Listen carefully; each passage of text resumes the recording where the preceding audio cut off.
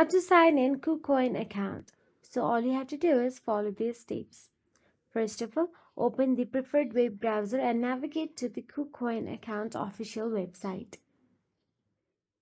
Now tap on the KuCoin option available at the top. Now, once you're in the official home page of the KuCoin, you can see login option available at the top right corner of the screen. Tap on the login. Then once you tap on the login, you'll be navigated to enter your credentials. Input your registered email address or phone number and enter your password and click login.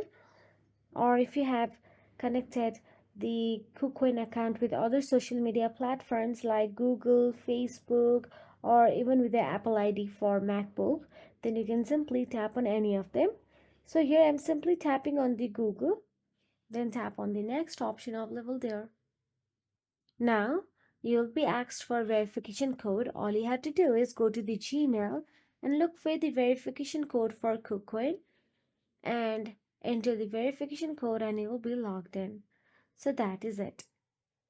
If you found this video helpful, please like, share and subscribe. And thank you so much for watching.